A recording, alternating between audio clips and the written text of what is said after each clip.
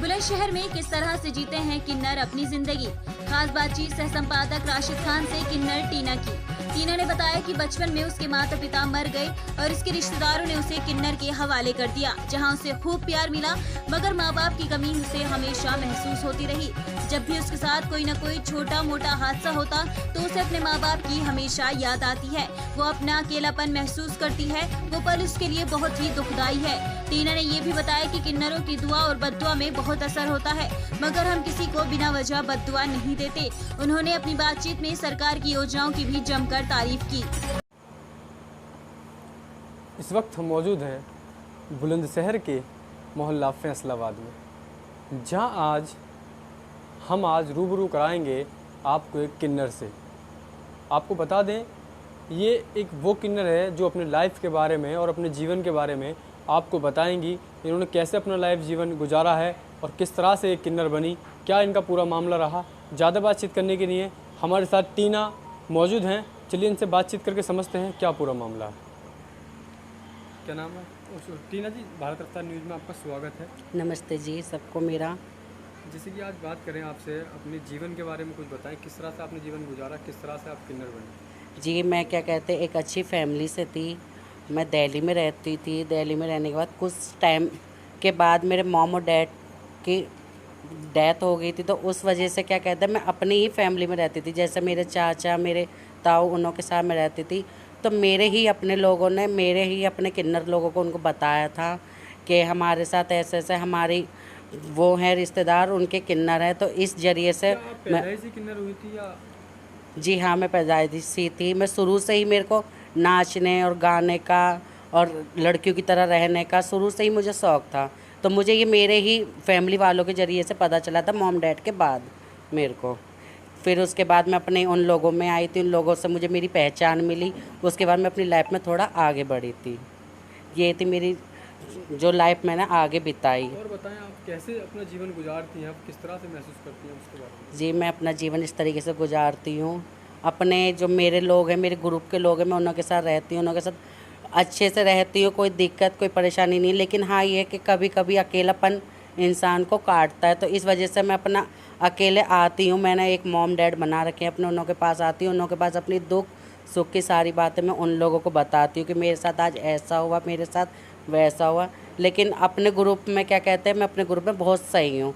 मुझे अपने ग्रुप से कोई शिकायत, कोई कुछ नहीं। उन लोगों से मुझे माँ का, बाप का, सबका प्यार मिला है मुझे उन लोगों से। ना ही उन लोगों ने मुझे कोई दुख दी है, ना उन्होंने मुझे कोई तकलीफ़ दी अब तक। अच्छा, क्या आपको कुछ सरकार ने भी योजना दे रही है या? जी हाँ, सरकार ने भी मुझे बहुत वो दिए। सरकार ने क्या कहते हैं, जैसे किन्नर लोगों के लिए, हम किन्नर लोगों में कुछ पढ़े लिखे होते हैं, अच्छी एजुकेशन के होते हैं, उनके लिए जॉब दी है, अच्छी संस्थाएं दी हैं, लोगों की सेवा करने का मौका दिया है, बहुत सी चीज़ें दी है हमें सरकार ने। तो आप कब से बुलंदशहर में?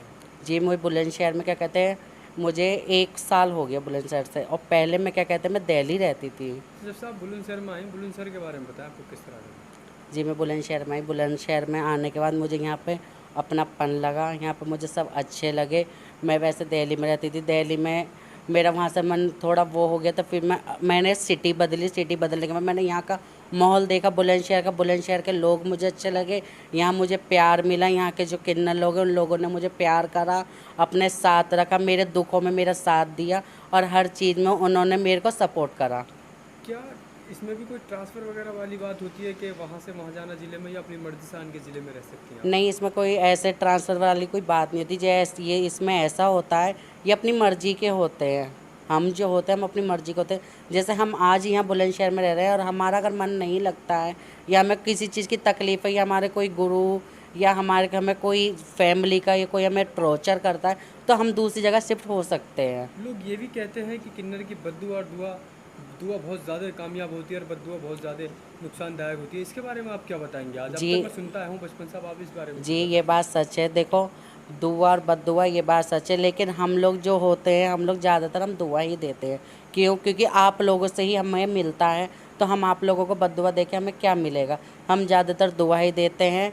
ये तो खैर कहने वाली बात है कि हम बद्दुआ ज़्यादा देते, लेकिन हम बद्दुआ ज़्यादा नहीं देते। हम दुआ देते हैं कि जिन्हों की कमाई नहीं है उनको कमाइयाँ मिले, जिनके बच्चे नहीं हैं उनको बच्चों को सुख मिले और सबके ही आगे खुशियों के भंडार भरे। क्या ऐसा भी कुछ सत्य है कि आप जिसको दुआ दे दें वो सफल हो जाता है, बहुत ज़्यादा कामयाब हो जाता है? इस बारे में बताएं आप। बहुत से लोग कहते हैं जिसको आप दुआ दे देते हैं वो बहुत कामयाबी पर पहुंच जाता है, इस बारे में बताएं आप। जी हाँ, ये सच बात है। देखो, हम दुआ तो देते हैं, करने नहीं करने वाला तो ये तो ईश्वर होता है।